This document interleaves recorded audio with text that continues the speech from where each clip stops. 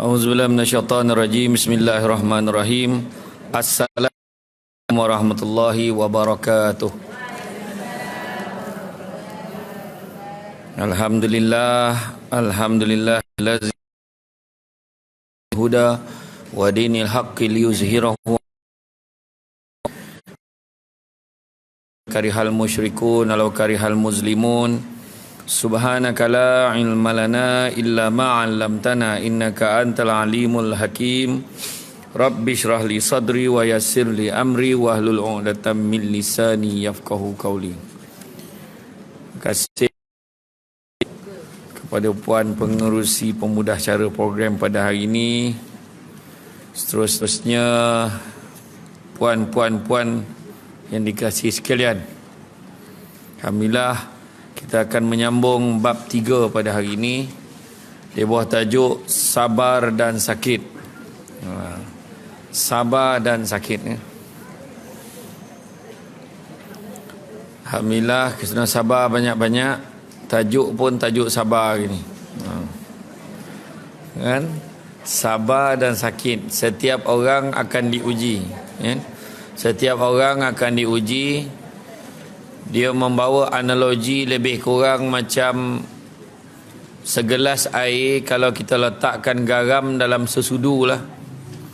Letak sesudu garam, letak dalam, kita ambil sesudu garam tu amount yang sama tapi letak dalam sebaldi air. Kalau kita minum mungkin kurang lah, silap-silap tak rasa langsung masinnya. Sebab dia besar bokeh tu dan banyaknya airnya. Maksudnya bila menyebut tentang sabar ini, dia hanya boleh dicapai kalau kita boleh melapangkan dada kita.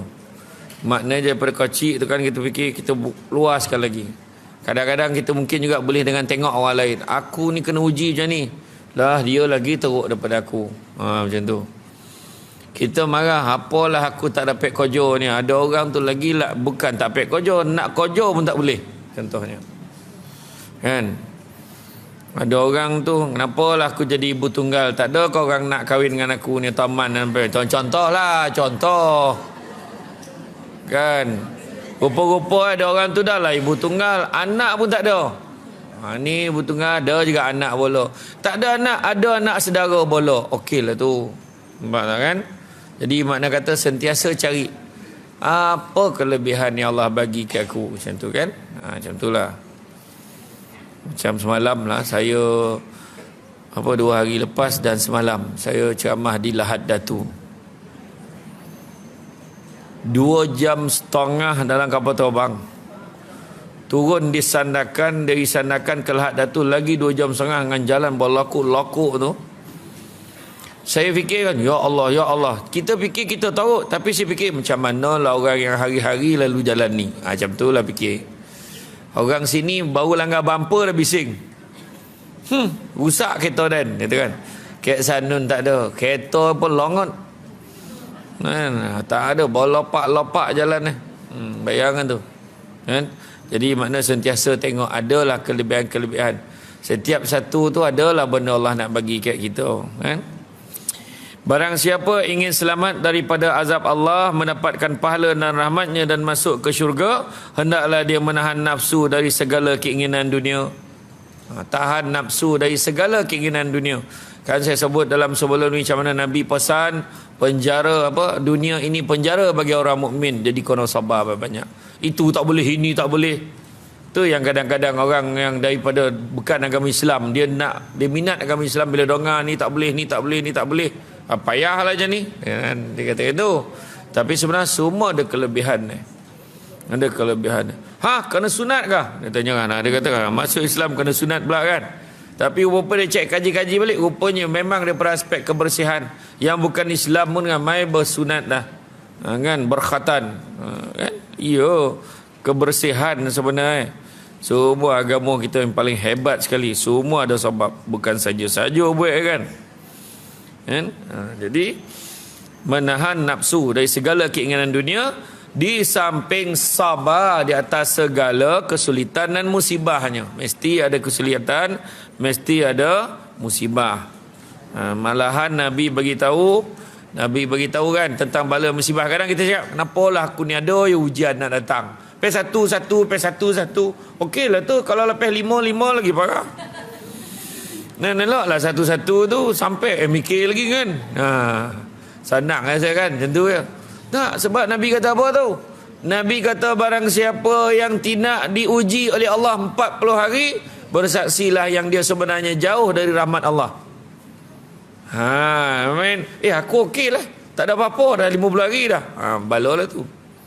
Allah dah jauh daripada kita. Allah uji okey tu. Kan keluar-keluar selipar hilang. Kan? Lepas tu masuk-masuk nak kereta, kunci kereta tak ada. Mana apa kau pegang tadi? Mana ada kau last sekali? Bergaduh-gaduh dalam kereta tu. Sudahnya dalam marah dia pegang kunci mana. Kadang ada punya terlupa kunci kat tangan kan tak perasan. Kan? Kemudian Allah menyukai orang-orang yang sabar. Sabar mempunyai banyak macam. Sabar melaksanakan perintah, sabar meninggalkan larangan, dan sabar ketika mendapat bencana. Barang siapa bersabar kerana taat, maka hari kiamat Allah memberikannya 300 darjat di syurga. Sabar kerana taat. Nak semayang kena sabar. Yalah apa tak anak orang perempuan. Tolakung mahal lah tu. Lain cara pakai. Macam tu. Nak pakai kan? Kan kojo tu. Kalau ikut kan senang. Macam lelaki dia tak payah pakai baju dah. Allah apa tu kan? Ada lelaki kan dia tak pakai baju, pakai plekat. Orang perempuan nak macam tu. Dia kata, tak. Kan? Tapi kena sabar pakai telakung tu. Taklah jumpa tali. Mana tali Kalau tak hai tu kan? Nak kena sabar kan?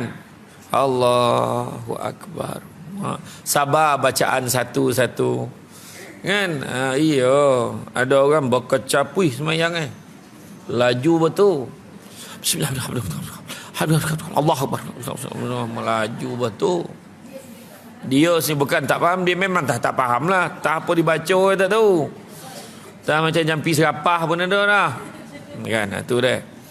Yang jadi dapat 300 darjat di syurga.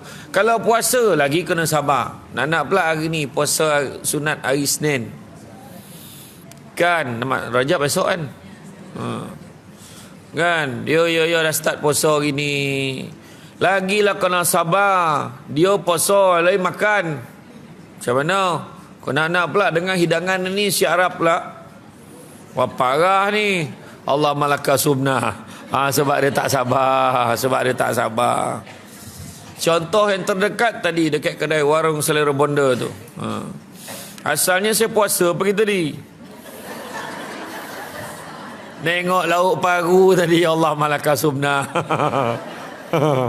Macam mana kan? Tapi pagi tadi yang sabar pagi tadi dah okey dah kan. Dah sadap macam mana kan? Itulah kelebihan naik puasa sunat. Boleh buka. Kan? Tu bukan orang lain makan tu dah. Tengok lauk je. Tak sabar dah. Kan? Tiap-tiap darjat itu berjarak antara langit dan bumi. Dan barang siapa bersabar meninggalkan larangan Allah, maka pada hari akhirat Allah akan memberikannya 600 darjat. Lagi besar. Bersabar meninggalkan larangan Allah, mengumpet kan susah tu. Si Leha lah, Leha mana? Dia cakap kan, bukan nama sebenar. Leha tu dia dengar-dengar, lepas tu orang seorang pun tegur.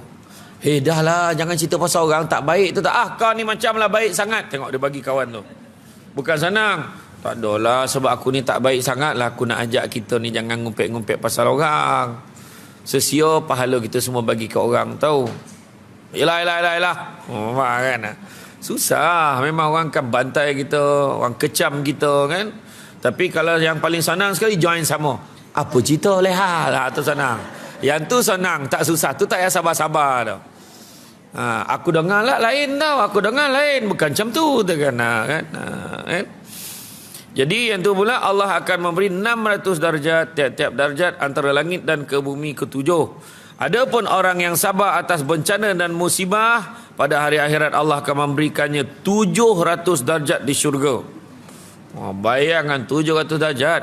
Dan tiap-tiap darjat di antara arash dan surah lagi luas, lagi besar. Dirawikan daripada Nabi SAW, sesungguhnya baginda bersabda, Allah telah berkata, barang siapa ditimpa bencana lalu dia mohon perlindungan daripadaku, pasti aku memberinya sebelum dia meminta. Dan barang siapa ditimpa bencana lalu dia meminta perlindungan kepada makhluk, pasti ku tutup semua pintu langit baginya. Amin. Orang kita hari ni ramai. Tengoklah 2-3 hari ini, saya tak sebutlah cerita apa, mengelupo, kejak kesanun, kejak kesenyap, tak tentu harah, kan? Saya tak sebut politik tau, ini cerita lain. Saya sebut cerita lain. Dia bergantung kat manusia. Lepas tu manusia ni masalah, dia cari manusia ni pula. Kan paning kepala tu. Ada satu kisah, ada satu kontraktor kaya. Dia rajin nak belanjakan kawan yang dalam pek 5 orang tu. Selalulah dengan dia, kau lah kawan aku, temankan aku, bawa pergi bercuti sampai ke Bandung, Bali, semua bawa kawan-kawan dia ni. Kawan-kawan juga, kau lah sahabat dunia akhirat. Lepas tu sekali tu, kalau orang tu, aku susah ni, kenapalah anak aku ni nak sambung belajar, duit tak ada, nak ambil lah. Dia bagi 2-3 ribu bagi untuk belanja sekolah, nak sambung belajar anak tu. Sampai satu ketika, kontraktor ni kena tipu kat orang. Dia tipu kat orang, biasalah kadang-kadang zaman ni kan, tahulah dia nipu projek apa semua, tahu macam mana kawan tu nak melabur, ditipu projek tu tak ada, apa pun tak ada. Berubah hidup dia 360 darjah daripada kontraktor yang kaya, kan, berubah menjadi orang biasa, sampaikan dia bekerja jadi tukang kebun sekolah. Cerita apa tu? Masa tu kawan-kawan dia kata, habis kita, macam mana kita ni? Kita nak ke mana? Dia tinggalkan kawan yang kontraktor yang selama ni jaga dia. Bayangkan, patutnya masa tu lah kau nak support kawan dengan tu. Support ni tak semestinya bagi duit. Rapat dia, sabar banyak-banyak, macam mana cara dia boleh bantu kau ni, macam tu.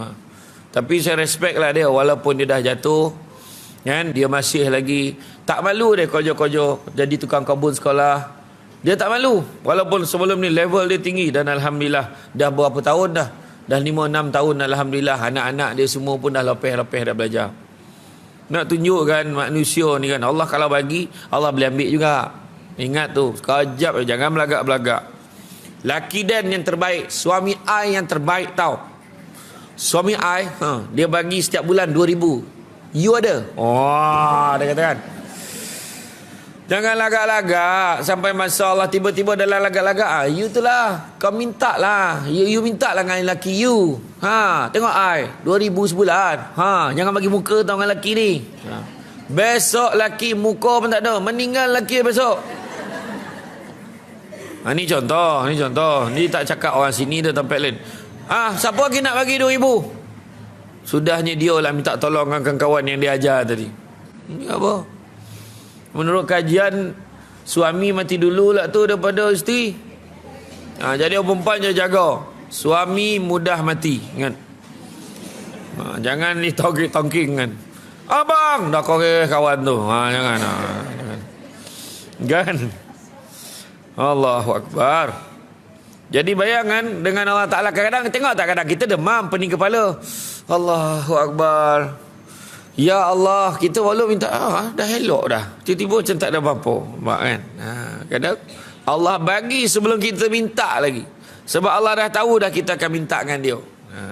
Ini tak sakit kepala, tak tahulah apa hal. Aduh, jumpa dengan dukun tiang. Dukun tiang kata ni bahaya ni, rasa silap kena cabut kepala ni. Jumpa lah X-ray pula otak. Dah X-ray otak, tengok tak ada apa-apa, pergilah jumpa doktor pakar kepala namanya. Pakar kepala ni tengok, rupanya pakar buah kelapa. Terbalik pula, salah orang pula. Ni pergilah jumpa orang dah, jumpa.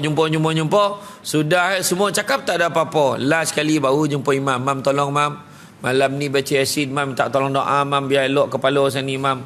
Allah Ta'ala last kali tahu waktu, kan? Biar Allah Ta'ala yang memula sekali. Ya Allah, kau berikanlah kesembuhan padaku, ya Allah. Lepas tu tengok dah tak bangun. Ya Allah, aku yakin kau nak aku ikhtiar, ya Allah. Pergilah jumpa sesiapa. Ya. Ingat tak marin, jap muntah. Orang dulu bagi apa? Tali kasut. Ingat tak? Saya pernah makin muntah, gantung tali kasut. Kalau tahu dah lama dah nikah tali kasut tu. Ingat tak masa kecil-kecil main kan macam tu? Yang tahulah. Orang KL tak jumpa tu dah. Kelakar tu. Bila damam jap muntah. Ikat tali kasut ni tak tahu pula tau. Ai goli tu hati. Ya, bagi dah. Tak payah ulas dah. Ni cerita lama kan. Contoh Ya. Tapi janganlah percaya dekat tali tu. Tahu waktu ikhtiar tu kan. Ada bini tak mau beranak. Dukun tu dia kata, kau langkah paut bini kau 3 kali, kau hajar tu. Masa kompih main kau himpit-himpit anda kampung, kau langkah-langkah kau hajar semua tu. Iya, janganlah baik-baik macam tu. Macam-macam parah tu. Kau kalau kau nak dapat nak apa-apa, kau topuk punggung bini kau 3 kali. Ada pula macam tu. Ada yang cakap tu. Sama ngarut betul lah. Makin pelik-pelik ya kan. Pelik-pelik. Adalah macam-macam lah makin. Sebelum keluar kalau dengar bunyi burung cengkuit tu, ada orang nak mati tu. Siapa mati tu? Parah waktu. Kan ni macam-macam orang dulu ni kan dulu. Jangan ambil gambar bertiga. Tengah mampu kita. Tahu tak kau? Ingat tak makin terantuk kepala? Hantuk balik. Ingat tak? Ingat kita. Parah kan. Hantuk sampai macam mana tu? Okey, hantuk balik kedua. Kali kedua kena hantuk balik semula. Kali kedua lagi kuat lepas pertama langsung mampu. Tak payahlah kan. Tengahlah tu. Iyo kalau fikir-fikir balik kan dulu macam tak orang dulu-dulu dia ada macam dah ada peraturan ni. Kalau macam ni sakit tongkok bangun pagi dijomoi bantal tu. Kan mesti dekat penyidai. Dekat jalan dia tak boleh dah kat situ. Tapi kalau sampai tilam-tilam bawa keluar. Mana koncing tu? Bukan salah bantal tu. Itu memang koncing dalam suat. Tak sampai terkancing lah kan. Okay. Maka bagi orang yang berakal, tengok bagi orang yang berakal wajiblah dia bersabar. Kita ada akal, sabarlah banyak. Allah uji kita, kan? Bersabar atas bencana yang menimpa, tidak ragu atau mengadu pada makhluk. Masalah kita satu je penyakit yang paling teruk sekali, tak yakin. Pergi kuliah hari-hari, tiap-tiap minggu buku taubat berabot. Ngabana doge jam tu je. Daripada muda sampai ketua doge. Kan bukan orang sini tempat lain. Sini okey tempat lain. Ngaban. Cubalah ikut dekat jemaah Masjid Ibn Abbas ni. Kan? Dia tak doge, dia dengar cakap tak jam tu je. Tak yakin. Kita kena yakin. Bila kita buat tu kena yakin. Ya. Ni kadang selawat kan. Kau selawat 3 kali minum insya-Allah okey. Dalam hati kita kadang cakap tak tidak. Ni dia suruh dan ikut ajalah. Tu masalah kita. Nampaklah. Selawat banyak-banyak. Apa maksud selawat? Dah mula ada koma. Darah tak jalan, oksigen tak sampai ke kepala macam tu. Kata. Golak kan main kuek dah. Selawat ni mendoakan keselamatan dan kesejahteraan Nabi. Sekali salawat pada Nabi 10 kali. Nabi kata 10 kali Allah dan malaikat mendoakan kesejahteraan kita pula. Itulah. Tu salawat ditambah pula dengan salawat syifa kan. Buatlah. Itulah masalah kita tak yakin. Tu yang penyakit Penyakit yang paling teruk sekali tak yakin. Kenapa kita dapat ubek kan kita logo. Hui, dah siap baik dah dapat ubek dah. Logo bawa balik kan tinggal nak makan. Dia yakin dengan ubek tu. Masalah kan. Jumpa imam, kau kalau anak kau, adalah orang cakap gitu kan, anak kau tak mau ni kan, anak kau sawan tangis, anak saya semua sawan tangis kan, lahir-lahir mengaung, dia mengaung ku apa tu, lepas maghrib mula, waktu bateri kita dah weak, dia baru charge, wah, dia sampai satu tahap tu tak keluar suara, logat betul lah orang ni 9 cakap. Sampai ke 2-3 pagi pegang ke omak atau ke uan yang tak mau, ke siapa tak mau, macam mana nak buat ni. Lepas tu ada lah sebut kau jumpa dengan Imam Samsudin, dia tu insyaAllah rasi dia. Jumpa dia pegang berburak dengan baby tu. Apa? Iya ke? Iya. Awak puas lah buat. Iya. Wah, dia tak mau. Tak mau. Jadi orang yakin dengan dia. Ramailah orang pergi jumpa dia, Imam Samsudin kat Masjid Parway tu. Kalau budak-budak nangis, buat kat dia.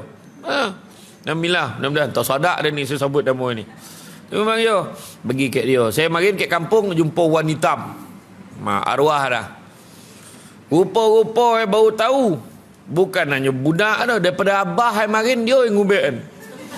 Maknanya saya pun dulu sawan tangis. Ya main-main. Mak jadi poning kepala tu, marayan tu. Dah lah sakit beranak ni tak habis lagi. Anak pula macam tu. Oh, jangan main-main. Tension. Sabar banyak-banyak. Ikhtiar lah kan. Ikhtiar. Saya marin sampaikan wanita tu cari daun apa? Daun konan. Ada daun konan nama daun kenan. Orang dulu tahulah. Daun konan tu dah lah. Bayangkan arwah atuk saya sampaikan mengaji 3 hari 3 malam mengaji. Sebab masa tu saya menyusu apa pun tak nak. Kelama makin kuih. Tinggal tulangnya. Siang tidur. Terbalik, tongking terbalik semua tak bangun, tak jaga dah. Malam menangis.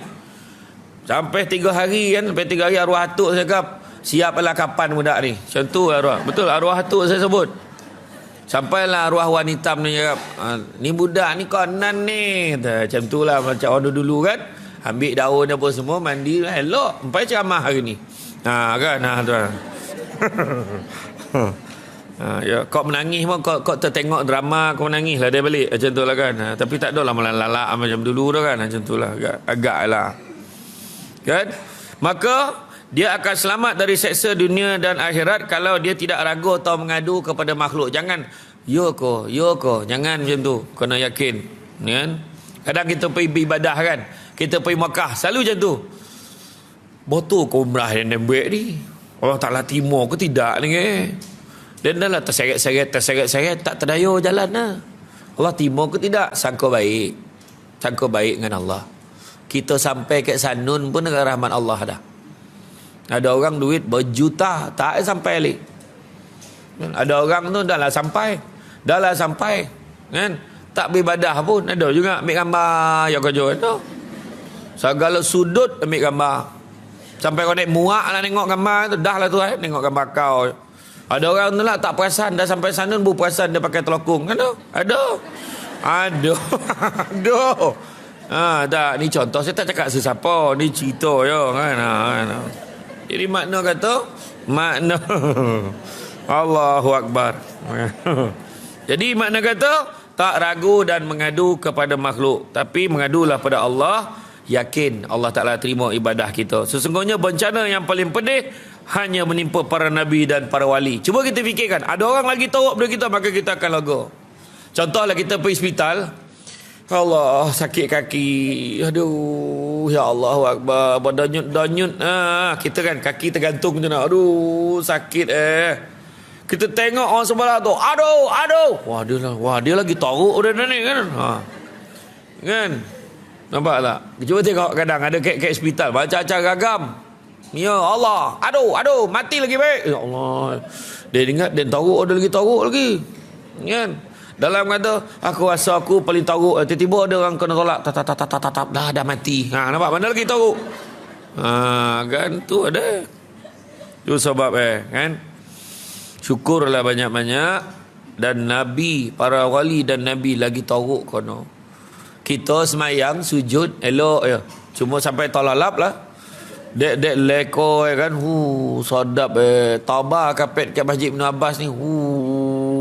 Sojuk pula mengelatuk aircon lah. Kan? Tapi rupa-rupa kan. Ada orang tu tak dapat nikmat macam kita tu. Nak sujud pun tak boleh tu. Saya tengok ada satu kat kampung tu. Satu kampung di Kuala Pilah. Ada satu pakcik tu, dia tak nak operate semayang. Jadi bila dia angkat takbir pun mula-mula sekali dia berdiri, orang berdiri tu kan, nak angkat takbir ni, dia melutut. Allahu Akbar, tak ada malu dah. Sebab dia fikir dia nak sujud juga, nak puaskan nanti. Jadi dia seorang dia yang melutut bila angkat takbir, orang lain berdiri. Nampak? Tu sebabnya jangan malu dengan apa sakit Allah bagi kat kita. Ibadah yakin Allah Ta'ala terima. Kan? Ya, para nabi, para wali. Kita sujud tak pernah lagi lah sujud orang ambil letak nasi goreng kau kat tongkuk gitu. Padan muka kau. Lepas tu dipijak-pijak kepala kita ada? Tak ada. Nabi kita sujud, bini Abu Lahab, bini Abu Jahal, ambil isi paut unta letak kat tongkuk. Bayangkan. Ada tak kita ujian macam tu? Mana ada? Sekali datang Fatimah Az-Zahra, dia yang buang topi, dia marah semua. Siapa yang letak kat tongkuk ni? Fatimah Az-Zahra. Punya berani anak bongsu Nabi. Itu sebab sampai sekarang anak bongsu perempuan ni rapat dengan abah. Biasa macam tu lah. Kan? Ya. Kan? Junaid Al-Baghdadi radhiyallahu anhu telah berkata, bala merupakan pelita orang arif. Orang yang arif tu, bala tu biasa. Bala tu menerangi dia, menyedarkan orang yang murtad, memperbaiki orang mukmin dan menghancurkan orang yang lengah, yakni lupa. Tidak seorang pun akan mendapat manisnya iman sebelum dia ditimpa bala, rela dan sabar. Maknanya kita kena uji, barulah teruji keimanan kita. Kan? Akulah yang paling beriman dekat Taman Ibu Kota ni. Contohlah kan, macam mana ujian pun tak apa lagi. Kan, aku rasa aku paling beriman. Tak, nak tengok contoh macam mari tengok kita bincang tu, yang macam penyanyi Nora tu kan. Dia dah lah mula suami dia ambil nyawa. Lepas tu anak pula. Oh jangan men, hilang laki satu hal, hilang anak men. Ramai kenapa lah kau tak ambil nyawa aku dulu? Mak cakap betul tak kan? Macam kisah Abang Boceh itu. Kan? Nyawa dia yang dia ambil dulu. Dah tak ada, dia baru tahu betapa baik dia tu. Sebab dalam pepatah Jawa dia sebut, don't judge the book by its cover. Kan? Janganlah kita tengok orang tu dah tahu ni tak ada lah ni, neraka lah ni. Jangan kan? Kita tak pernah nampak apa kebaikan yang orang buat. Dan kita juga yang kita nampak mungkin sedikit keburukan yang kita nampak. Dan Nabi ajar kita, bila nampak orang buat kejahatan, jangan kamu benci orang itu, bencilah perbuatannya itu. Perbuatan itu kita benci dengan dia, kita okey, kita pujuk-pujuk lah dia. Kau ni gayah hoi. Contoh, bukan nama sebenar. Berhenti-berhentilah cerita pasal orang. Kan? Habis nak cerita pasal apa? Baru taklah. Bila kau cerita pasal orang tu baik dosa, jangan. Kita dah lah apa kan, kita ni makin lama makin tua.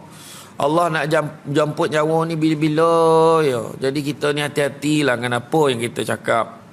Dan takut benar ni, dan sayang kat kau tu, dan togo tu. Ayat dia kan. Yalah, makasihlah. Ada ni mulut dia jahat, hati baik. Tu biasa tu ayat nampak. Hati kalau dah baik, mulut pun kena baik. Kemudian Rasulullah SAW juga bersabda, barang siapa sakit semalam, siapa yang sakit semalam, dia sabar dan rela kepada Allah, maka bersih daripada dosa bagaikan ketika dia lahir dari perut ibunya. Jika engkau sakit, janganlah segera meminta sembuh. Itu yang susah tu. Orang lagi nak orang sembuh, sakit dah, paning dah lah, tak teraya dah, mati lagi baik, dia ayat kan. Kadang ada yang macam tu. Kadang-kadang yang kita marah siapa je tengok. Hidung tu sumbek sebelah. Aduh, susah betul nak tidur. Hei. Dia marah. Dia menjerit dalam bilik tu. Bini tu, awak ni marah siapa? Kan? Marah siapa? Marah Allah Ta'ala ke? Taklah. Marah. Dia nampak. Yang sebenar marah siapa? Siapa yang bagi? Allah bagi. Sabarlah. Aduh. Ada agak anak bagi rehat hidung sebelah ni ke macam tu. Yalah. Kan? Telah berkata Ad-Dhahak radhiyallahu anhu, barang siapa tidak diuji antara tiap-tiap 40 hari dengan satu bala, kedukaan atau musibah, maka tidak ada kebaikan baginya di sisi Allah. Nampak? 40 hari tak diuji, tak ada kebaikan di sisi Allah. Diuji tu maknanya adalah kebaikan. Daripada Muaz bin Jabal radhiyallahu anhu, dia berkata ketika Allah menguji hamba yang mukmin dengan satu bencana, dia berkata kepada malaikat pencatat amal buruk, hapuskan catatan daripadanya, dan berkata kepada pencatat amal baik, tuliskan untuk hamba-Ku yang lebih baik daripada apa yang dia perbuat. Tersebut pula dalam sebuah hadis daripada Nabi SAW, baginda bersabda, ketika seorang hamba sakit, Allah mengutus dua malaikat kepadanya lalu berkata, lihatlah kalian apa kata hamba-Ku. Jika dia berkata Alhamdulillah, maka diberitahukan kepada Allah, dia lebih tahu, lalu berkata, aku berjanji untuk hamba-Ku, jika aku mematikannya, aku masukkan dia ke syurga, dan jika aku menyembuhnya, aku ganti dia daging dan lebih baik daripada dagingnya, serta darah lebih baik daripada darahnya, dan aku hapuskan pula keburukannya. Tu dia. Bila sakit dia dihantar dua malaikat. Bukan Allah tak tahu saja ya, bagi kerja kat malaikat. Tengok apa si Milah ni cakap. Milah pula. Milah demam. Allah, agak Allah saja bagi dia demam ni biar dia rehat hari-hari, catering tak berhenti. Sampai rehat alhamdulillah. Kalau macam tu Allah Ta'ala akan masukkan dia ke dalam, kalau mati masuk dalam syurga. Kalau dia hidup akan digantikan daging dengan darah dengan daging dan darah yang baru. Tu sebab orang yang ngelak dah nak menobeh, nak basuh segala benda, nak dibasuh nak disapu semua. Lepas tu siap tanya kawan, hari ni nak lapak kat mana? Kan? Tu kegembiraan tu. Tetapi kalau andai kata dia tu merungut, taruhlah ni mati lagi baik. Dalam satu hadis sebut bagaimana Allah Ta'ala beritahu, suruhlah dia sembah Tuhan selain aku. Nauzubillah, tak jauhkan. Tersebut dalam kisah ada salah seorang lelaki fasik dari Bani Israel. Orang sekampung tidak dapat lagi membendung kefasikannya. Mereka mengadu kepada Allah. Ada satu tauk fasik ni, kan, berpura-pura macam-macam mana buat. Lalu Allah memberi wahyu kepada Nabi Musa AS bahawa di antara Bani Israel itu ada seorang pemuda fasik. Kemudian Musa mengusir pemuda itu dari kampung mereka sehingga mereka tidak terjilat api neraka oleh kefasikannya. Sebab kalau dia ada terasa macam teruk benar hidup dia dah dengan orang fasik ada di kelilingin dia ni. Maka pergilah pemuda itu ke satu kampung. Kemudian Allah SWT memerintahkan lagi agar Nabi Musa AS mengusirnya. Pergi ke kampung ni, suruh Nabi Musa halau lagi. Jangan bagi dia duduk ke kampung tu. Maka sehinggalah pemuda itu pergi ke satu tempat yang tidak terdapat manusia, tanaman, binatang liar ataupun burung. Kering kontang, tak ada apa makhluk pun kat sana. Kan?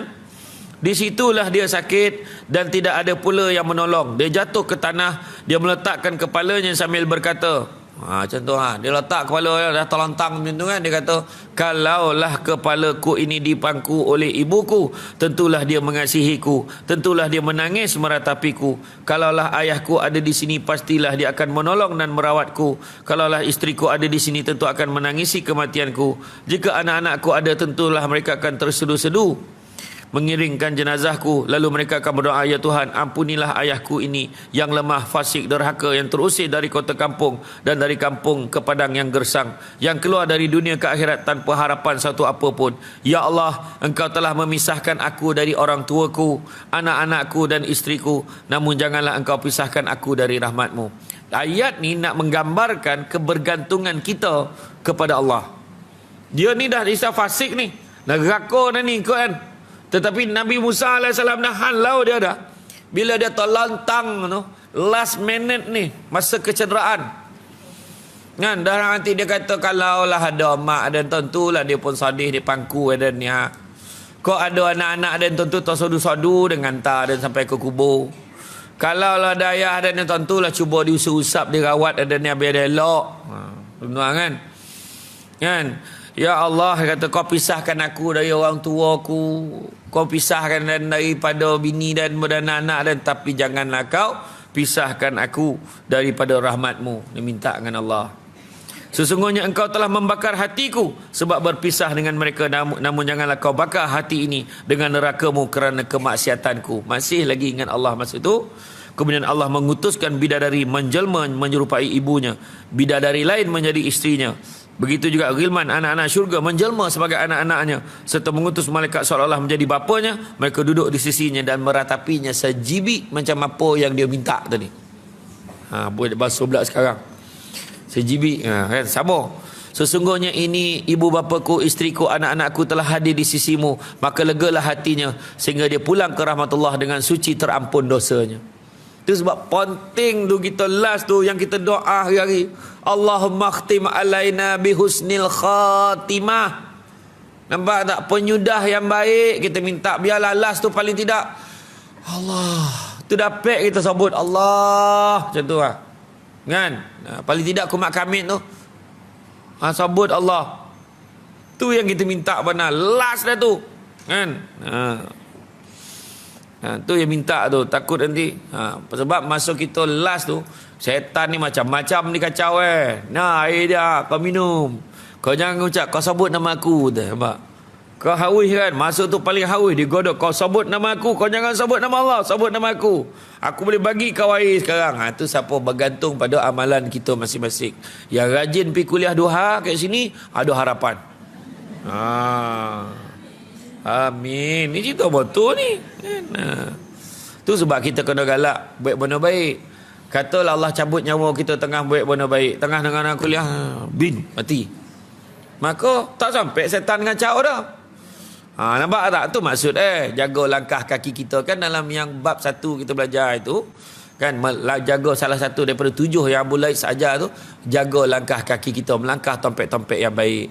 Tengah-tengah ngaji meninggal. Cuba type nanti, tengok dekat dalam Google, dalam YouTube. Type the sudden death all over the world. Macam-macam orang tengah baca berita jatuh mati. Daripada tingkat atas, maaf, dia dah mati dulu dah, bukan sebab jatuh tu mati. Tengah macam itu tiba-tiba dia macam tu habis. Kan cakap apa? Jadi itulah, mudah-mudahan kita berada dalam keadaan yang baik, kan. Jadi lepas tu baginda berkata, jap, pergilah ke satu padang. Dipesan kepada Nabi Musa, wahai Nabi Musa, pergilah ke satu padang di sebuah tempat di sana. Di situ telah mati seorang wali, maka hadir dan uruslah dia. So Nabi Musa dah dapat arahan tu, dia pun pergilah. Nabi Musa AS datang ke tempat itu. Bila melihat pemuda yang diusirnya dari kota dan dari kampung dengan perintah Allah, juga baginda lihat para bidadari mengerumuninya. Lalu baginda berkata, ya Tuhanku, bukankah ini pemuda yang aku usir dari kota dan dari kampung atas perintahmu? Allah berkata, wahai Musa, sesungguhnya aku telah merahmati dan mengampuninya sebab dia meratap di tempatnya. Dia tinggalkan kampung halamannya, kedua orang tuanya, bahkan anak-anak dan istrinya. Maka utus para bidadari. Maka kuutus para bidadari menjelma sebagai ibu dan istrinya, malaikat sebagai bapanya. Mereka mengasihi kepedihan dan pengasingannya. Sesungguhnya jika orang meninggal di tempat jauh, maka ahli bumi dan ahli langit akan menangis mengasihaninya. Lalu bagaimana aku tidak mengasihinya, sedangkan aku maha pengasih. Itu sebab buku ni namanya Muka Syafatul Qulub, penenang jiwa. Kan berita baik tu. Allah maha pengasih, Allah sayang kita. Ingat ya Allah banyak-banyak. Macam tu ya. Jika seseorang menghadapi sakratul maut di pemusafiran, Allah akan berkata, wahai malaikatku, ini adalah orang asing sedang bermusafir. Dia meninggalkan anak dan isteri dan orang tuanya. Jika dia mati, tiadalah yang menangis dan meratapinya. Kemudian Allah menjadikan seorang malaikat menyerupai bapa, seorang lagi menyerupai ibunya, seorang lagi menyerupai anaknya, dan seorang lagi menyerupai keluarganya. Mereka masuk dan membukakan matanya sehingga dia melihat orang tua dan keluarganya. Senanglah hatinya sehingga dia menghembuskan nafas terakhir dengan tenang dan bahagia. Kemudian ketika jenazahnya diusung, mereka menghantarkan ke kubur dan mereka mendoakan sampai hari akhirat. Itu dia. Kalau kita meninggal di pemusafiran, Allah akan datang. Menurut kitab ni, maknanya Allah akan datang.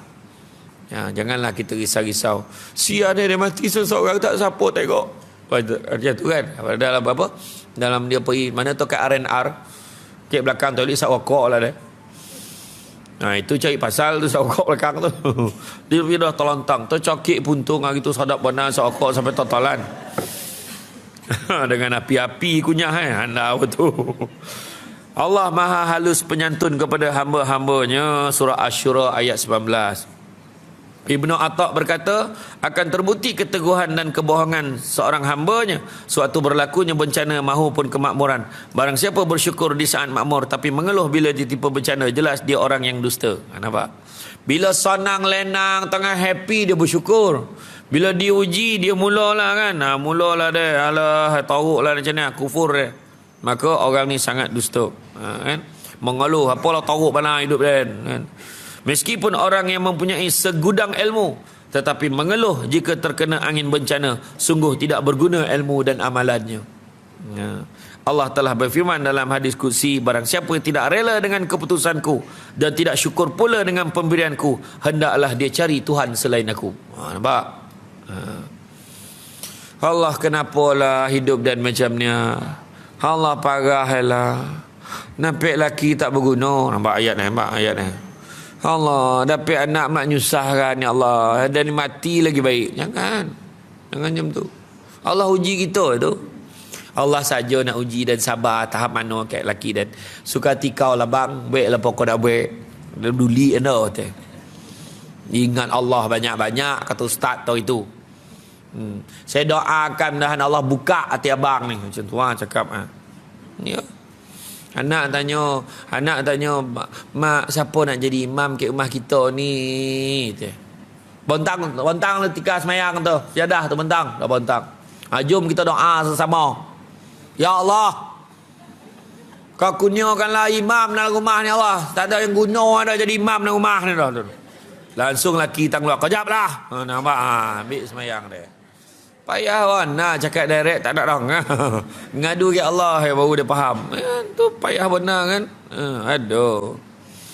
Dah lah tak nak jadi imam. Dia pula period tak berhenti. Macam mana? Keluar darah dia.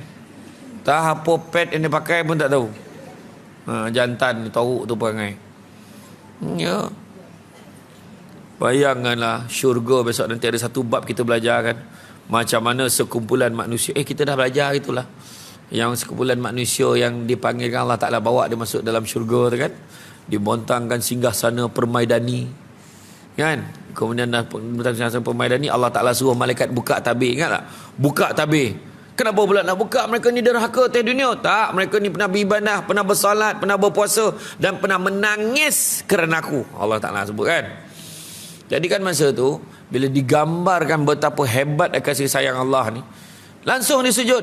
Bangun, kenapa kau sujud lah? Sini bukan tempat beramal, ini bukan tempat bersujud. Masuk ke syurga besok, tak ada siapa tanya Zuhur dah masuk belum? Tak ada saya semayang, tak ada dia bontang kitab. Ustaz, sambung kitab ke dunia tu tak habis, tak ada lah. Tak ada. Sana happy. Tak ada. Air, arak segala jenis boleh minum. Masa tu tak ada larangan. Minumlah. Apa nak minum? Nak berenang dalam lautan arak tu? Tak ada hal. Sebab tu yang kekal abadi. Tu sebab Allah Ta'ala tanya, apakah kau tidak rela kepada aku? Kemudian jawab mereka, mana mungkin kami tidak rela kepada kamu, ya Allah, sedangkan kau telah memberikan kami sesuatu yang tidak pernah terlihat dek mata, tak pernah terdengar dek telinga, tak pernah terbayang dek hati. Punya hebat syurga ni. Kan? Tu dia. Tu sebab kojalah akhirat, jangan koja dunia. Surah Asy-Syura ayat 20. Barang siapa yang mengejar keberuntungan akhirat, maka Allah akan tambahkan keberuntungannya itu. Maknanya dunia pun dapat. Tapi barang siapa yang mengejar keberuntungan dunia, maka Allah akan berikan sebahagian sahaja daripada keuntungan dunia itu. Malahan hidupnya tidak akan pernah bahagia. Itu dia poin ni. Makna koja akhirat, dunia pun dapat. Nah, risau. Saya tengok hari ni kan, kita datang ni sebab tujuan akhirat, tak ramai-ramai ni. Dunia pun dapat. Sebab lepas ni lepak minum. Dunia. Lepak minum. Tapi kita jadikan dunia tu taklah sesiok. Kita belanja makan, sedekah pula. Jangan. Lepas tu, masalah tiap minggu. Dia sedekah. Orang lain, dia yang nganggur. Ngap. Dia makan, dia kerja kan. Sedekah tak nak, share lah. Kan? Bukan orang sini lah, ni tempat lain. Kan? Sedekah. Kan? Bayangkan tu. Wahab bin Munabbah bercerita, ada seorang Nabi telah menyembah kepada Allah selama 50 tahun. Kemudian dia mendapat wahyu dari Allah mengatakan, aku telah mengampunimu. Dia tidak disebutkan nama Nabi ini siapa. Allah Ta'ala kata, aku ampunkan dosa kau. Maka menyautlah Nabi ini balik. Dia jawab apa? Mengapa engkau mengampuni aku sedangkan aku ni tak pernah berdosa? Wah, dia jawab balik. Kemudian Allah memerintahkan agar sebatang pohon menimpanya sehingga dia kesakitan dan tidak tidur semalam suntuk. Sampai ke pagi dia tak tidur. Kemudian dia mengadukan perihalnya itu kepada Allah. Dia kata apa? Kan? Ya Allah, sakit ya Allah, berdenyut-denyut agak macam tu lah kan. Maka pohon itu berkata, sesungguhnya Allah berkata kepadamu bahawa ibadah 50 tahun itu belum cukup untuk menebus keluhan itu. Bayangkanlah, kita beribadah dah lah secoet, tu secoet sikit. Mengeluh banyak. Jadi istighfar lah, ya Allah, aku tak nak ngeluh-ngeluh ni dah. Ada ujian, redha. Macam tu kan. Ada ujian, redha. Cakap senang lah. Dia kata, ya, memang sebab tu lah saya cakap, sebab tu senang. Time saya kono pun belum tahu lah dah. Sama ya, keluarkan dah. Lah, selipar dan yang godang pun nak disabat dekat orang. Contohlah kan. Contohlah kan, keluar selipar hilang. Nak baik macam mana kan? Dah nak hilang lah. Yang saya kata yang pergi Makkah tu kan, masa kali pertama pergi umrah tu kan, tak hilang sipar dah ni dah, tak hilang dah. Mak dia dah bagi bunjut, siap bokeh, zap, siap reben kuning. Prada hilang dah. Dalam hati ni tak sabar ni dah. Dalam hati tak hilang dah. Tengok ni Arab nombor 23, tulisan Arab dan sekolah agama mari ni boleh baca lah. Sap letak. Keluar bukan selipar, dengan rak-rak hilang. Rak tu kan ada tayar kan kat Masjidil Haram kan. Ya Allah, mana boleh apa dan muka nak cakap apa? Itu belum cakap lah itu dah. Itu baru hati nak cakap apa? Abang saya makin macam tu lah. Mak saya maklum saya dengan Wan, arwah Wan pergi. Pergi umrah kali kedua, dia pergi dengan, masa tu pergi dengan tabung haji, dia pergi bertiga, 3 beranak pergi. Dia maklum saya, kakak mak lah dengan arwah wan pergi. Masa orang punggah-punggah beg tu, mak saya terhatik. Kang hilang beg ni kang. Dalam hati, hilang betul. Sampai hari ni tak jumpa. Dah 11-12 tahun dah tak jumpa. Makin rajin dia tanya. Tahun 2000 je, tahun 2006. Berapa tahun dah tu? Ha? Pek boleh tahun. Pek boleh tahun lah. Dulu rajin dia tanya. Saya ingat lagi Haji Amzari tu. Saya tanya, Ji, ada tak jumpa beg mak saya? Ada tak jumpa beg mak saya? Betul tak ada lah. Saya galau barang mah dah. Itulah lain kali kan. Tak payah paling kepala beli barang. Orang ni pun mintanya. Dan nak ya, kalau boleh kurma, yang kurma susu tu. Kau boleh lah dapat tanah banyak. Mana pek kilo. Kilo tu pek kilo minta. Tak nak banyak pek kilo. Banyak tu cekadak Paling senang kan. Paling senang. Pergi ke masjid India tak. Boleh saya siap sebelum pergi. Buku kan. Kayak sana relax balik. Ya Allah banyak kau beli. Sampai kau beli ni. Dan diamlah jangan tanya. Ambil lah dalam bagi tu. Wah boleh kat kelumpur. Yalah boleh beri. Beli kat Makkah pun. Made in China. Made in Taiwan. Semua dah kan. Concentrate ibadah. Melainkan yang ada hajat-hajat yang mustahak tu. Tolonglah tolong ni doakan. Kalau boleh nak anak perempuan. Yalah insyaAllah. Siapa nama Zaleha binti ni okey. Nak anak perempuannya. Okey. Umur kak berapa dah? 60. Gila. Catat. Ya kau takut terlupa. Gila betul tua-tua nak beranak lagi dia kan. Mana tahu? Dia dah lama nak anak perempuan kan. Try laki, try laki, mintalah. Joki umur 60 pun dapat. Mana tahu? Hilang tim muslimat seorang. Mana apa ikat leha dia mabuk apa hilang. Tidak ada dekat depan dia hilang ingat kan bola cucu dia yang mabuk. Kacau betul kan. Mana tahu. Berialah bertungku mana. Dah sudah tu. Alhamdulillah pek nak perempuan saya kata rezeki. Kan. Iyo nampak jangan li. Iyo moto mana tahu minta suami saya tu biar dia capek sembuh apa sakit dia sakitnya. Jadi kita fahamlah, kita pun minta depan Kaabah, ya Allah minta benar ya Allah ni orang kampung ni minta sampaikan salam kat Rasulullah kan. Sampaikan salam senarai kan. Kena ingat bila orang nak minta sampaikan salam kau sampaikan, benda tu jadi berhutang tau kalau tak sampaikan. Sebaliknya kita insyaallah rajin nak cakap insyaallah tapi tak buat. Main tu berhutang tu. Dah lah payah nak sampai sanun. Tu dia. Kan. Cari ambil nama. Aleha, Gayah, Norma. Tak ada waktu nama yang muda dah. Adalah seorang Isabella. Ada seorang Rohaya, apa semua nak sampai ke salam. Sudah sampai ke makam Nabi tu. Tak adalah ramai benar 350 orang. Assalamualaikum ya Rasulullah, dia kata. Aku dengan ni menyampaikan salam untuk kau ya Rasulullah. Yang pertama, dah kau nalau. Tak rampek baca dah. Polis nalau dah kan. Ya. Niatkan sekali ya. Niat sekali. Tu saya baru ni. Tu yang saya baru ni pergi ke apa? Saya pergi ke Makkah hari tu. Saya pergi 2 hari setengah Makkah, 2 hari setengah Madinah. Konyap yang pergi. Tujuan saya pergi tu sebab salah satu kepantangan saya tu berjanji dengan orang sampai sanun hotel lain. Itu memang pantang saya tu. Saya cakap pasti saya jumpa dengan owner hotel. Make sure jemaah yang pergi macam mana janji, macam tu lah hotel duduk. Kadang dia ni dah tahu ada setengah travel tu, dia dah tahu hotel tu dah tak ada, dia janji lagi dengan orang tu. Lepas tu dekat airport dia dah cakap macam ni, ibu-ibu macam-macam ujian Allah bagi kita kena bersedia, kena sabar banyak-banyak. Sampai tak nak susi, ibu duka cita dimaklumkan hotel sudah penuh, dia terpaksa duduk dekat hotel ini. Itu semua lah tu. Memang orang nak kalau penuh cakap daripada Malaysia lagi senang. Jadi orang dah bersedia kat Malaysia ni. Senangnya tu saya pergi tengok sendiri. Ada yang kadang tu saya cakap dengan orang tu, saya beritahu harga dia banyaknya tetapi tak termasuk makan. Kenapa? Saya kata nak makan boleh kena tambah. Kadang ada hotel tu cantik, elok, selesa, tapi kita cadang jangan ambil makan. Yang breakfast tu je ambil. Sebab apa? Lagi baik makan sendiri kat disaji bawah atas, lagi murah daripada makan yang kat hotelnya. Kita yang cadangkan. Tapi kau nak juga bayarlah kita bagi. Kena terangkan betul-betul kat jemaah. Tu hak dia. Nak ngumpul duit, nanyalah orang lama ni ngumpul duit kan senang. Bawah-bawah kapet letak kan RM10. Cala-cala bantal. Kan dekat bawah-bawah apa dalam piuk letak Sekali nak masak perasan ada 500 situ. Lupa dah ada letak situ. Kan orang dulu kan macam tu dalam boreh kan. Jadi kumpul-kumpul dapat tipulah kat orang. Sio betul. Kan? Ada orang tanya saya, ustaz, kalau yang DIY tu macam mana? Yang buat sendiri tu. Buat sendiri tu okey, murah. Beg balang-balang lah, tak adalah beg seragam no. Cuma satu je risiko dia kalau berlaku apa-apa kemalangan di sana. Kalau jadi apa-apa kematian dan sebagainya, dia agak rumit dan leceh. Tu je.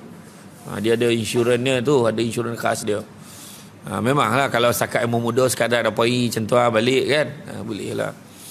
Tu dah. Jadi ujian ni pula tengok ujian tadi kita tengok 3. Yang paling teruk dia apa tingkatan darjat dia? Ujian bencana. Ujian susah.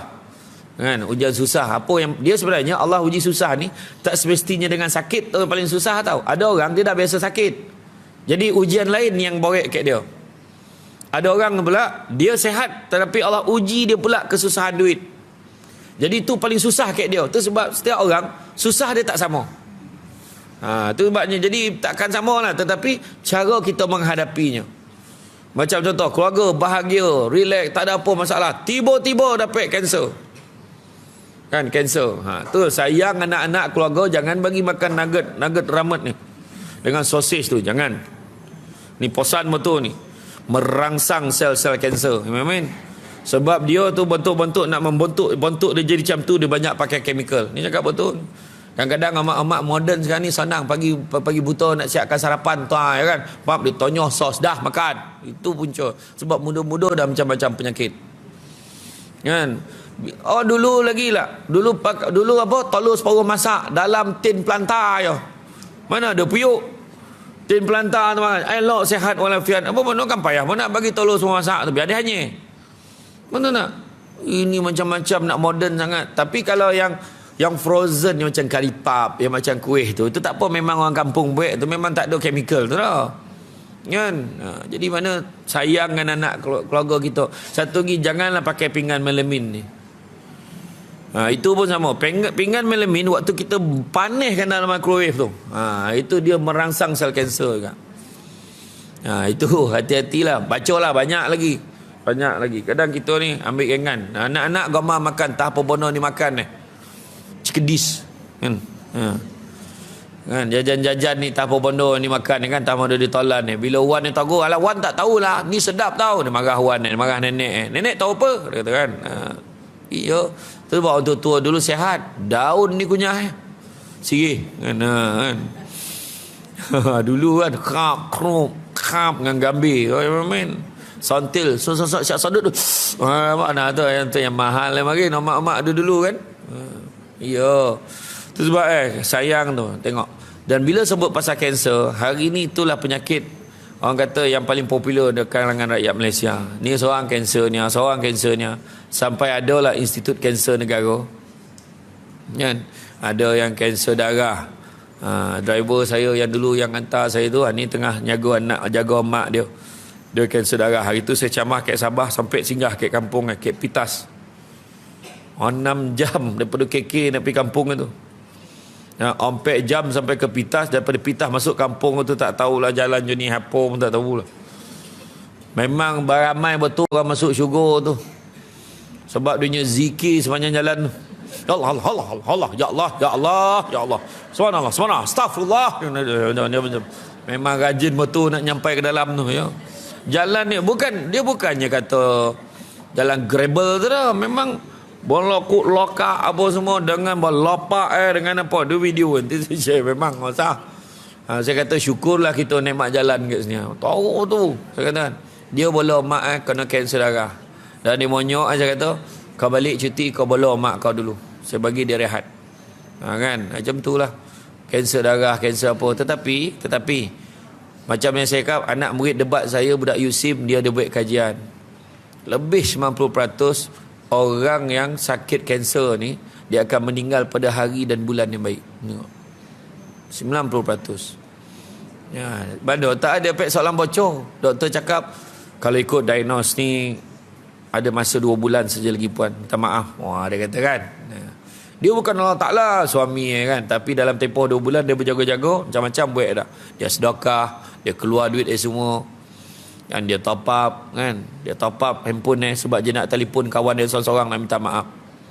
Itulah kematian yang dicemburui, bersedia. Macam Kek Majid Bandar Asri Senayan dah. Kan yang penyumbang masjid tu siap banner satu petak tu. Khas kalau dia meninggal nanti kat situ ke bumi kan. Bayangkan tu. Hebat tak hebat, dan Nabi kata orang paling cerdik adalah orang yang sadar dia akan mati dan bersedia dengan kematiannya. Kita kat sini ada yang telefon pengusi khairat. Tapi pagar tu saya punya tau, yang bagi orang lain ada. Tak ada orang ni dah. Kan, tapi macam itulah keadaannya. Jadi apapun secara kesimpulannya, ingatlah ujian Allah ni dengan sabar dan sakit ini sebenarnya ujian tanda Allah sayang. Dan Nabi kata sendiri, barang siapa yang 40 hari tidak diuji oleh Allah, maka dia jauh daripada rahmat Allah. Nah, jadi kalau ada tu, Allah dah uji aku dah ni, macam tu kan. Relax je. Cuba fikirkan macam mana cara nak menyelesaikan tu saja. Kan, bukannya Allah Taala suruh biar dah. Makna kita apalah ikhtiar kita, apa tindak balas kita. Redha ni adalah tindak balas pertama kita selepas diuji. Contohnya, dengar berita kematian. Makcik, saya nak beritahu yang suami makcik meninggal dunia. Kemalangan. Inna lillahi wa inna ilaihi raji'un. Allahu Akbar. Kek mana dia meninggal tu? Macam tu. Dia cuba tenangkan diri dia dulu, relax dulu. Saya masa mak saya, masa dengar abah saya meninggal, dia relax lagi. Dia relax lagi masa dengar abah saya meninggal. Lepas saya tiba-tiba meninggal. Pergi ke hospital, relax lagi. Masa tu tinggalkan pula jenazah tu sebelum nak bawa masuk dalam ambulans, dalam van jenazah ni. Masa tu mak saya je tinggalkan jenazah tu, dia gosok-gosok lagi. Tak apa lagi. Sampai ke rumah dah jumpa anak-anak, barulah start drama tu. Tapi tak adalah lulung macam orang tak ada pedoman. Nangis tak ada masalah, nangis, tapi kontrol. Jangan sampai kita meratap-ratap, Allah apalah nasib dan tak payah. Jangan macam tu. Kita ni ada iman. Ada iman. Kena ingat satu perkara, Allah sayangkan dia. Tu je. Allah lebih sayang. Tapi kita ni hidup ni Allah tak sayang ke? Sayang juga. Sebab Allah bagi peluang kat kita lagi. Macam tu je. Kan? Malam tadi berapa ramai yang tololap tengok drama, tak sampai minta panjang umur. Tololap tengok drama apa? Seadanya aku. Macam tu lah lebih kurang. Seadanya aku. Macam tu lah. Saya tak tahu tajuk drama, lebih kurang macam tu lah. Macam tu. Seadanya aku. Saya tahu tajuk. Seada tengok-tengok kan, tololap. Pagi tadi hidup balik. Makna Allah sayangkan kita. Tak minta apa nak Allah bagi. Nampak tak? Buat meninggal depan drama. Alamak. Masa bila meninggal, lekor tengok drama. Agak dia tercokik tengok heroin tu contohlah kan. Jadi insya-Allah. Jadi itu saja. Dan insya-Allah bab 4 nanti, jangan risau. Kita akan baca tajuk melatih diri menahan nafsu dan syahwat. Nak latih diri. Jadi saya ucapkan terima kasih banyak. Apa belum? Setengah jam lagi.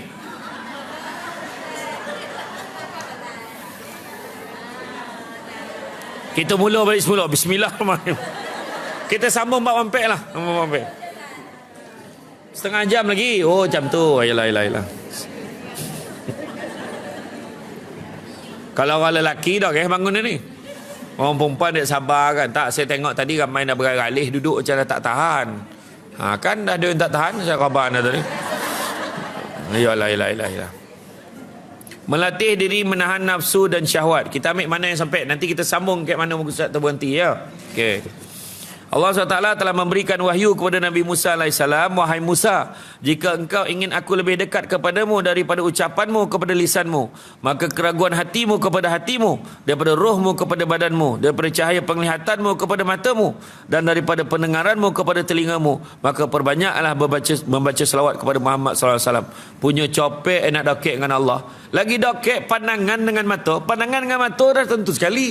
Dia lagi dokek Allah Ta'ala tu dengan kita. Bayangan kan? Ucapan kepada lisan dengan ucapan kan sekali, tapi itu tak cukup rapat lagi. Allah lagi rapat dengan kita, iaitu dengan cara selawat kepada Nabi banyak-banyak. Allah SWT telah berfirman, hendaklah setiap orang memerhatikan apa yang diusahakan untuk esok, yakni hari kiamat. Surah Al-Hashr ayat 18. Fikirlah apa yang kita buat untuk esok, apa yang kita buat hari ni akan dinilai oleh Allah SWT. Apa juga yang kita buat. Beli buku ni kan, contoh tadi kan, heboh, ambil buku, nak bayar dah, nama dah ada tapi tak ambil. Itu tadi kan saya dengar tadi. Saya dengar kat belakang tadi penyegar. Buku dah ada, ambil lah. Kan? Contoh kan. Jadi makna kata, bila kita ambil itu, kena ingat, aku ambil ni niat ni nak tuntut ilmu kerana Allah. Bukan kata ambil kan, dan ambil ni sebab semua orang ada, takkan dan tak ada. Macam tu, tak ada point tu kan. Jadi makna ambil niatnya kerana Allah, lillahi ta'ala kan. Jadi bagi sikit bila kita baca tu tenang. Ada tak try tengok-tengok baca-baca sendiri, ada tak? Relax kan, dia tak ada susah benar. Tu buku ni baiklah. Saya sendiri pun dapat buku ni mula-mula, buku asal tu saya dapat. Ada seorang budak jual kat saya. Saya tengah minum tu. Masa tu saya belum ceramah pun lagi. Tapi dia bagi kat saya. Saya kata, dek, berapa ringgit tu? RM10 semua bagi. Tak penenang jiwa. Orang baca, ya relax dia baca buku ni. Yang dia pendek-pendek, ya kan? Sana. Dia lagi pendek, lagi susah nak baca nak. Kena orang lain baca untuk dia. Macam tu. Ketahuilah wahai manusia, sesungguhnya nafsu telah memerintahkan kejahatan itu lebih memusuhimu daripada iblis. Syaitan hanyalah memperalat nafsu syahwat untuk menguasaimu. Jangan engkau tertipu oleh nafsumu dengan segala angan-angan dan kepalsuan. Watak nafsu adalah berasa aman, suka berlengah-lengah, bersuka-suka dan malas. Setiap rayuannya adalah batil dan palsu belaka. Jika engkau rela menuruti rayuannya, hancurlah engkau. Jika engkau lambat memperhitungkan, tentu akan tenggelam. Jika engkau lemah melawannya, lalu mengikuti keinginannya, tentulah dia melemparmu ke neraka. Nafsu tidak pernah menuju kepada kebaikan. Ia sumber bencana. Dialah markas iblis serta tempat segala keburukan yang hanya diketahui oleh Allah. Sesungguhnya Allah mengetahui segala yang kau perbuat, baik maupun jahat. Dia kan, saya teringat hari tu, waktu saya jadi host menggantikan Norman Hakim dalam program Mingguan Wanita Astro. Tajuk dia Misteri Kehilangan Janin. Seram sajuk. Saya memang tak pernah mengalaminya tu. Yalah, jantan masa bila lah hilang berjanin kan. Alah, parah tu. Tapi memang betul, masa tu Ustaz Syarhan pun ada sebagai tetamu kan. Dia memang pakar lah kan. Saya mula benda tu kata saya tak familiar lah. Jadi saya bila tanya tu, suasana dekat studio tu seram sajuk lah dong kan.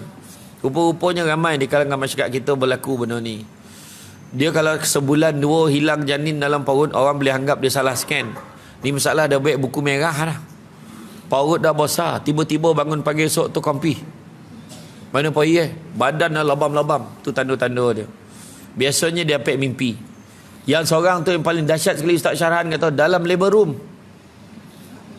dalam bilik bersalin tu, push, tengok tak ada. Orang lupa tu, Ustaz macam mana ni Ustaz? Dia telefon Ustaz Syarhan, macam mana saya nak explain ni Ustaz? Tak boleh nak explain.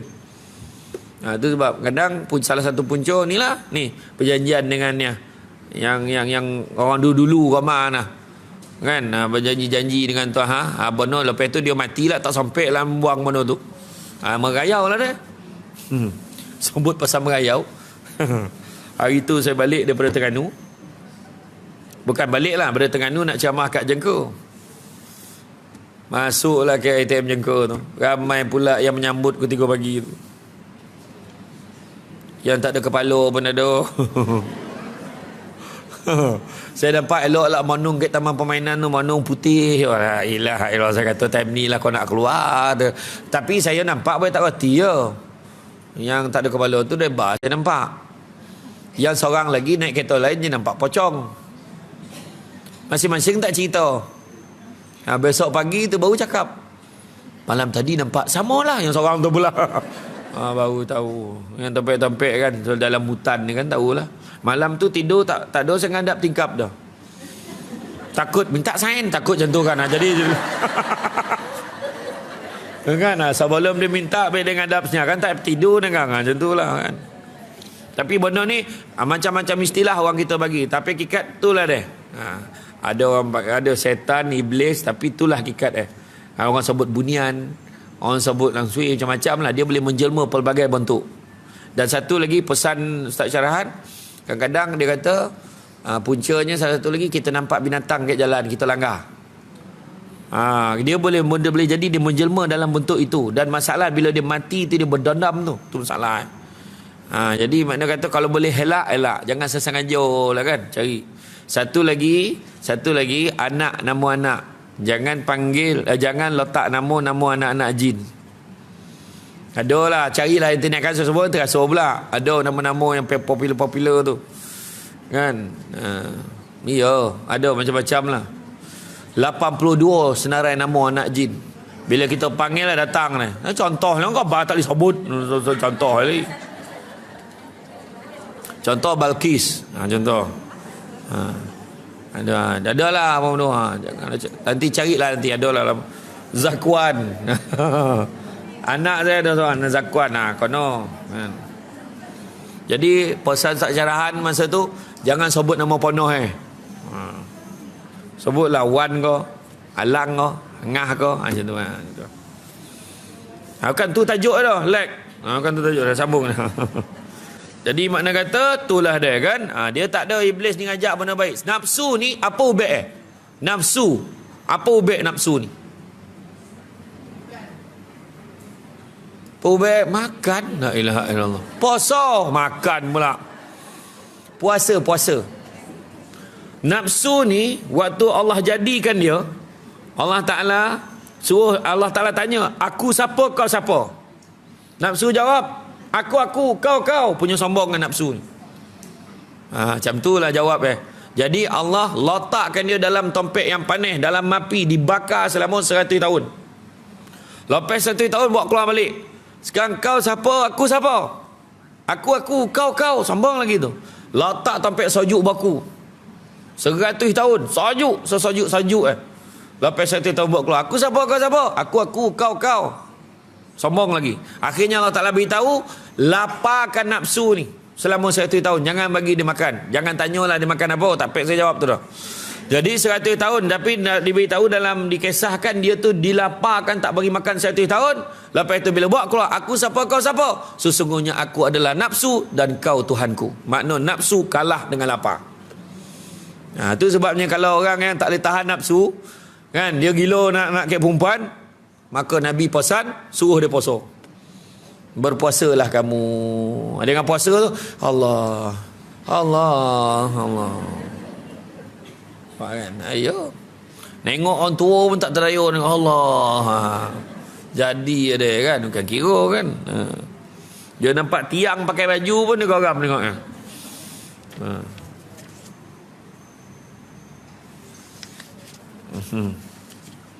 Jadi kemudian jika seorang hamba mahu merenungi umurnya yang telah lanjut untuk mencari akhirat, maka renungan itu dapat mencuci hati. Seperti disebut oleh Rasulullah SAW, berfikir sesaat itu lebih baik daripada beribadah setahun. Demikian maknanya berfikir sesaat ini lebih baik daripada beribadah setahun. Fikir. Sebab kebanyakan orang hari ini kadang-kadang dia tak nak fikir. Dia hidup itu kan main belasah je. Lepas tu tak puas hati, main sabut je. Macam baru ni kan ada orang main buat dah biasa buat. Main cakap, selama ni kau ingat orang okey. Sekali orang balun kau. Banyak bono-bono pribadi orang jangan diusik. Kan, saya tak nak sebut kisah apalah. Akhirnya macam tu lah. Nak tunjuk apa? Kuasa Allah macam mana? Yang seko tu pula kononnya selama ni menyembunyikan jantina. Nak cakap apa? Satu dunia tahu. Nak cakap apa? Jangan cakap tak ada bala Allah. Jangan cakap. Kan? Jadi itulah dia, kadang-kadang kita kena ingat dalam dunia ni bukan semua kita ni boleh main-main. Tak ada. Tu sebabnya disebutkan dunia ni penjara bagi orang mukmin. Kena ingat tu. Sebab apa? Bukan semua benda kita boleh cakap, bukan semua benda kita boleh tolan, bukan semua kita boleh makan. Bukan semua benda boleh kita poi. Kita boleh main poi tempek tu. Tak, kena ingat bukan semua boleh. Boleh kita lakukan atas dunia ni sebab semua ada peraturan dari segi syariatnya. Kita kena ingat. Ya. Kemudian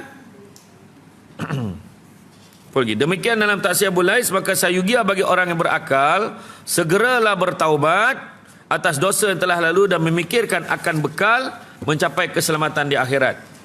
Dia memutuskan angan-angan dunia, segera bertaubat, mengingati Allah, meninggalkan larangan-larangannya, sabar menahan nafsu dan tidak memperturutkan keinginan syahwat. Ingat, nafsu adalah berhala.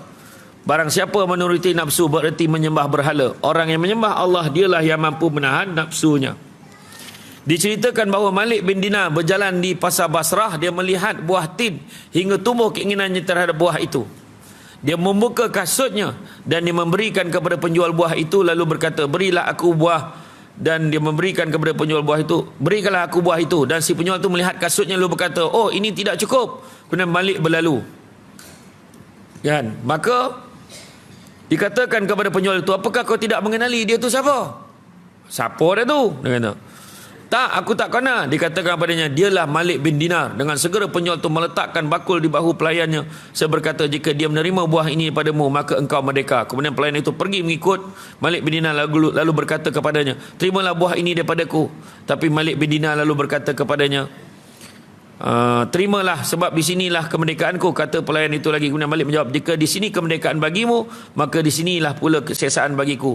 Namun pelayan itu tetap juga mendesak-desak hingga Malik berkata, aku bersumpah tidak akan menjual agama dengan buah tin, dan aku tidak mahu makan buah tin sampai hari kiamat. Nampak? Maksud dia tu, dia mula dia nak buah tu. Dah orang tu cakap benda tu tak kono dengan dia. Tak kono dengan dia kan. Jadi dia pun tak nak, dia pun pergi. Tak apalah, tak kono rogo itu, kasut itu nak kuyak-kuyak agak Jalan, kau tahu tak dia tu siapa? Dia tu Malik bin Dinar tu. Lepas tu dia orang cakap, kalau kau dapat pergi, aku memang merdeka lah harga untuk kau. Dia tu hebat tu. Dia pun pergi. Kali ni dia nak suruh ambil buah tin ni bukan sebab dia nak lagi lah. Sebab orang tu nak merdeka. Macam rasuah lah kira. Rasuah dengan nilai agama dia. Macam tu lah. Kau tahu tak tadi tu siapa tu ni?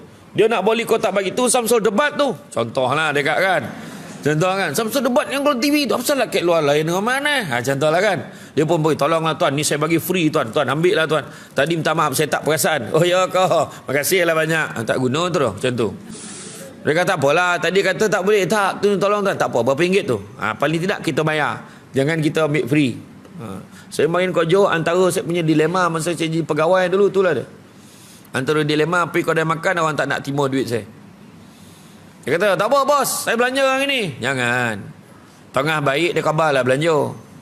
Dia marah sebab dia kata, Samsul tu dulu datang kedai dan makan free tu. Nampak? Kan tak elok bunyi tu. Tu kena jagalah tu. Kan? Tu dia. Jadi makna kata, tu dia kata, dia takkan jual agama, malahan dia bersumpah pada dia tak nak makan buah tin sampai kiamat, sebab sampai macam tu sekali kesan dia kepada dia. Ya? Jangan risau. Ni ada masa lagi. Diceritakan pula bahawa Malik bin Dinar sedang sakit menghadapi mautnya. Dia ingin segelas madu dan susu untuk dimakan dengan roti panas.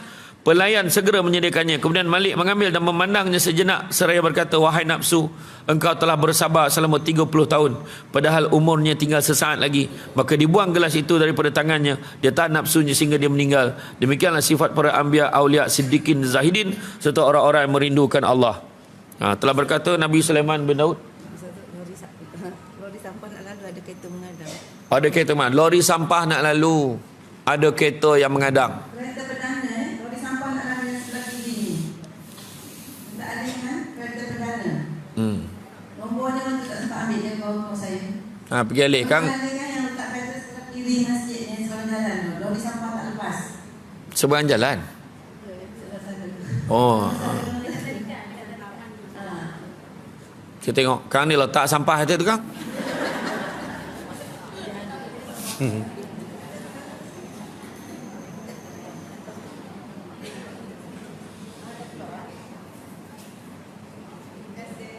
Okey. Ada satu soalan ni tanya, Assalamualaikum Ustaz. Nak minta pencerahan perbezaan antara ujub, bukan ujuk dia. Ujuk ijuk lain. Korek kalau Selangor tu.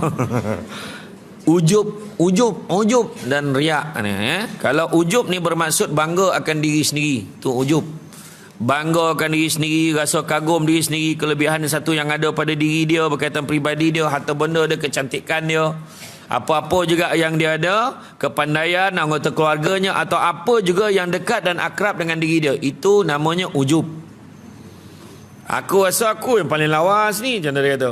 Rasa baju aku ni paling mahal sekali, semua diri dia.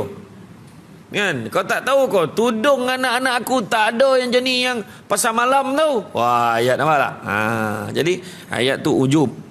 Riak pula adalah tidak ikhlas di dalam melakukan sesuatu ibadah, melakukannya sesuatu dengan mengharapkan balasan tertentu. Faham tak?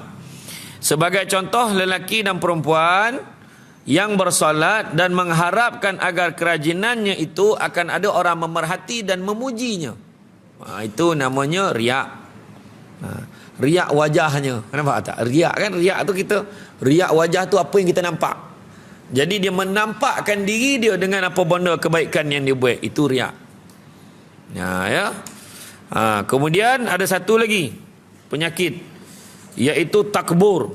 Takbur ni lagi tahu. Takbur ni berasal daripada perkataan takabbara yang membawa maksud sombong, belagak. Tu dia lagi dahsyat tu takbur tu. Jadi saya tambah satu lagi, takabbur. Dalam kamus Dewan mentakrifkan takbur sebagai berperasaan tinggi diri dan menganggap diri sendiri lebih mulia daripada orang. Itu dia lain pula, dia lebih mulia. Yang tadi itu puji, tapi dia rasa diri dia lebih hebat daripada orang. Dia bandingkan. Bila ada unsur perbandingan, maka dia sombong. Ya, faham tak tu? Ya. Jadi ramailah orang sekadang dia rasa macam tak ada apa-apa, tapi jelas kelihatan kesombongannya itu. Adalah hamba Allah ni, dia kata saya tak berharap pun populariti, kan? Tapi cara dia menjawab tu dengan menunjuk kekayaan dia. Tak kono, bukan macam tu.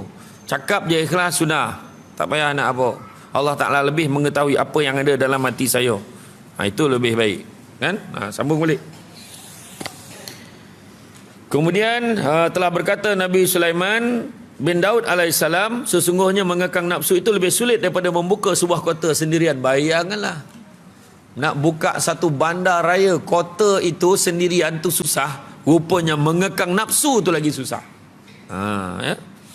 Ali bin Abi Talib radhiyallahu anhu juga berkata, aku dan nafsuku bagaikan gembala dengan kambingnya. Jika aku menahannya dari satu sisi, dia melompat dari sisi lain. Barang siapa dapat menjinakkan nafsunya, dia akan dibungkus dengan kafan rahmat dan dikubur dengan bumi karamah. Tapi barang siapa yang membunuh hatinya, terbungkuslah dia dalam kafan laknat serta terkubur dalam bumi azab. Macam kambing lah bola. Siapa pernah magang kambing? Dagi kambing ni, pegang tanduk dia centua kat dia.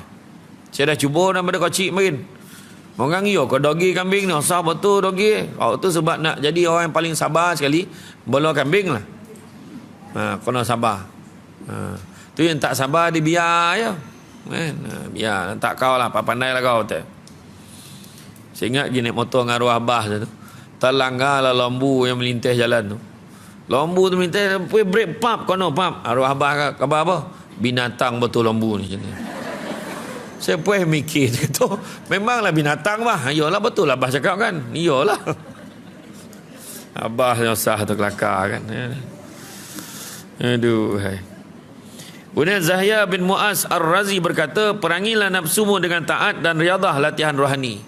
Riadah adalah mengurangkan tidur, makan, mahupun bercakap, menahan kepedihan daripada makhluk. Sedikit tidur akan mensucikan kehendak, sedikit berkata akan selamat daripada bencana, dan menahan pedih dapat menghantarkan sampai ke puncak, bahkan sedikit makan dapat menundukkan syahwat. Nampak? Sedikit makan dapat menundukkan syahwat.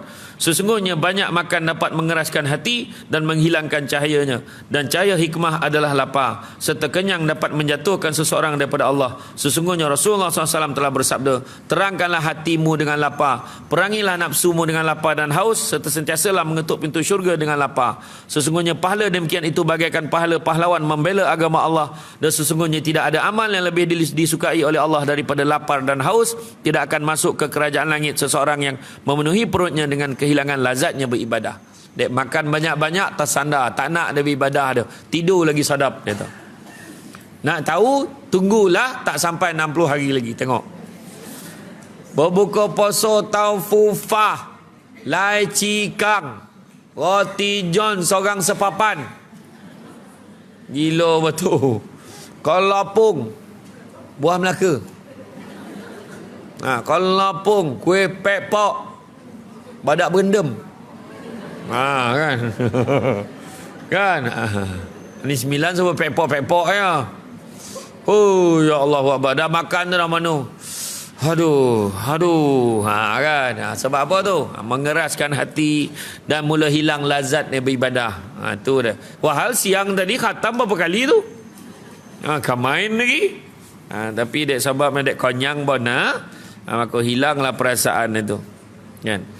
Telah berkata Abu Bakar Siddiq radhiyallahu anhu, aku pernah kenyang semenjak aku masuk Islam agar aku temukan lazatnya beribadah pada Tuhanku, dan aku tidak pernah minum puas semenjak masuk Islam kerana rindu berjumpa dengan Tuhanku.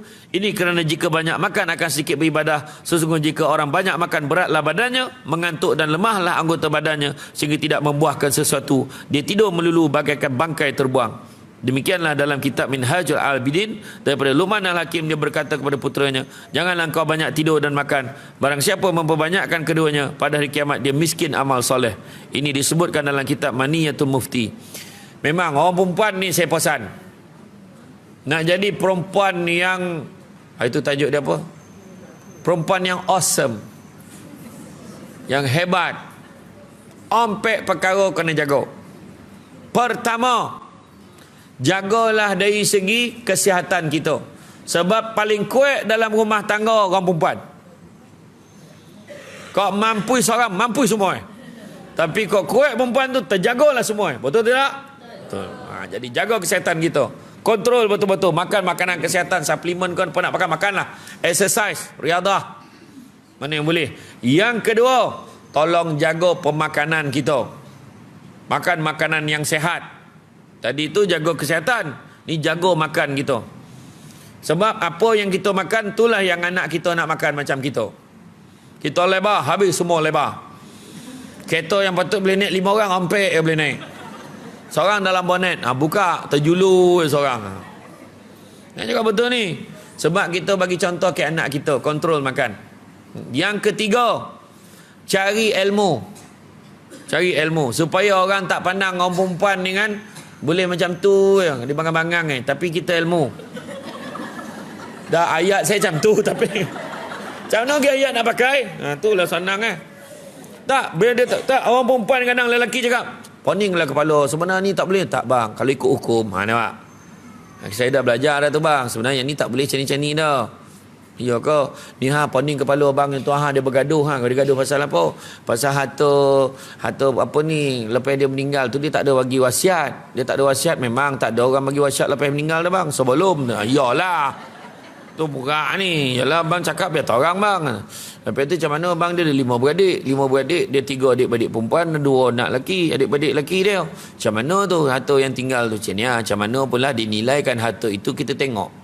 Kalau difaraidkan, mana perempuan dapat 1 bahagian, lelaki dapat 2 bahagian. Macam mana lah tu bang? Contohnya sekarang berapa tadi lelaki? Lelaki 2, perempuan 3. Jadi perempuan 3, 1, 1, 1. Lelaki ada 2. Maka ada 2, 2. 2, 2 empek, campur 3, 7. Jadi mana kalau perempuan 1/7. Kalau lelaki tu 2/7. Lepas tu baru kita kalikan ke berapa nilai. Oh macam tu. Mana kau tahu ni? Sidelik lah. Belajar bang. Ilmu semua ni. Nampak tak? Dan kemudian spiritual. Semangat kita dalam agama ni belajar. Dari segi agama lah. Agama, belajar agama. Sebab kita dah bagi kelas, praktikkan dengan cara apa juga musibah berlaku, doreh-doreh kita tenangkan. Ingat Allah banyak-banyak bang. Ingat Allah banyak-banyak. Tahu lah bang, abang nak bunuh bos abang ni. Dia berhentikan abang. Siap mati dia. Abang mengucap banyak-banyak. Abang kena ingat. Allah nak bagi abang tempat lain yang lebih baik. Abang percaya cakap saya. Abang percaya. Abang yakin tak dengan pah? Bukan nama sebenar. Abang yakin tak dengan pah? Yalah. Betul ni bang. Abang tengoklah. Doa saya tak pernah salah. Ayat nampak tak? Suami pun cakap, ya kok. Iya bang. Selama ni saya doa insyaAllah. Abang jangan risau. Tapi abang tu pun sama. Nampak leko yang hari ni tu yang kena berhenti kerja tu. Leko pula. Leko semayang pun tak. Saya tengok abang gambar tengok TV terlelap ke sofa sampai pagi tak semayang. Puas kerja abang marah saya balik. Jadi ni antara benda-benda yang abang kena ingat. Agak tu sebab abang jangan salahkan orang ya. Kita kena tengok agak diri kita. Wah kau ni hana benar je bila kau ceramah ni. Adalah sikit dia kan. Ya.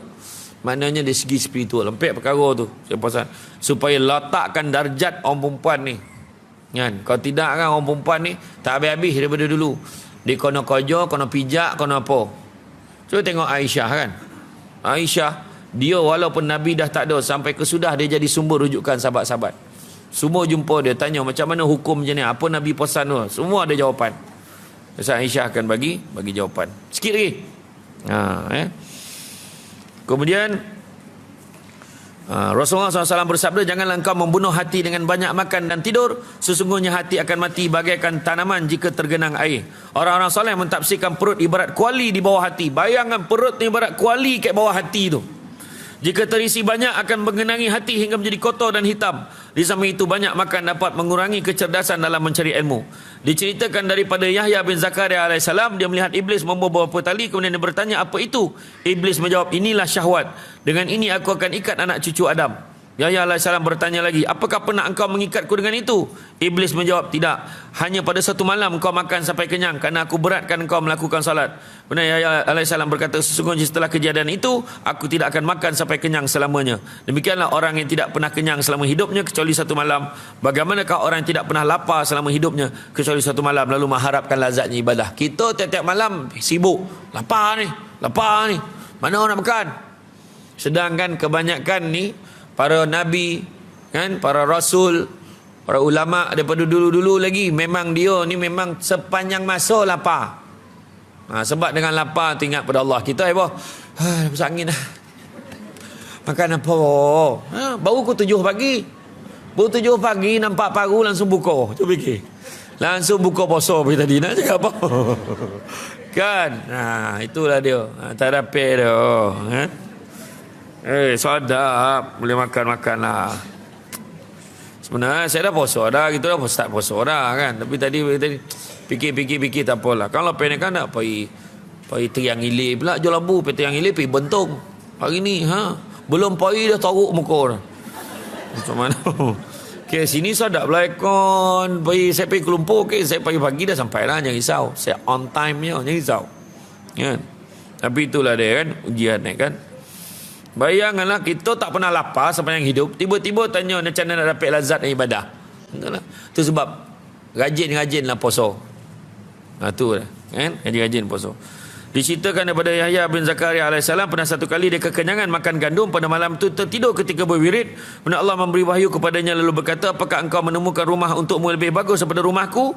Apakah engkau menemukan teman lebih baik daripada berteman denganku? Demi kemuliaan dan keagunganku, jika engkau melihat syurga Firdaus lalu melihat neraka Jahannam, pastilah engkau akan menangis mengeluarkan nanah sebagai ganti air mata, dan engkau akan memakai besi bagi menggantikan kain. Bersaksud.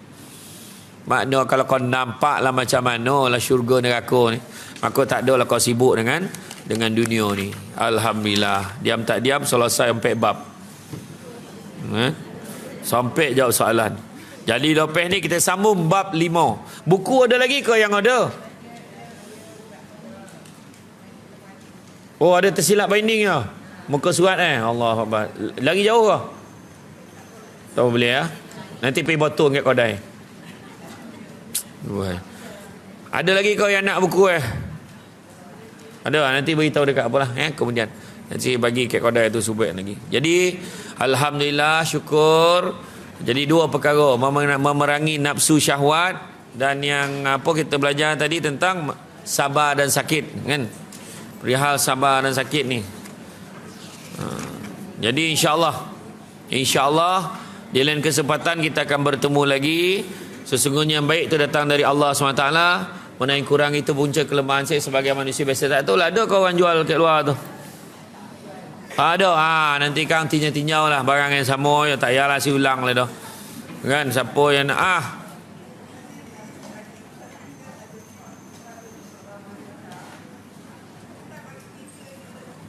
ompek. Tak, macam ni. Yang pertama saya kata dari segi kesihatan. Jaga kesihatan kita. Jangan kan. Kemudian yang kedua makan kita. Yang ketiga tuntut ilmu. Dan yang keempatnya agama. Dari segi agama kita. Cari ilmu agama juga. Ilmu. Belajar isu-isu semasa. Belajar baca tentang pokok ni apa. Belajar baca buku. Baca. Resepi masak. Kau tak salah. Baca lah. Semua ilmu tu. Baca. Ilmu dunia pun kita baca. Ilmu akhirat lebih lagi lah kita kena baca. Itu saja. Kita jumpa lagi di lain kesempatan. Pokok sekayu daun selasih. Thank you. Terima kasih. Assalamualaikum warahmatullahi wabarakatuh.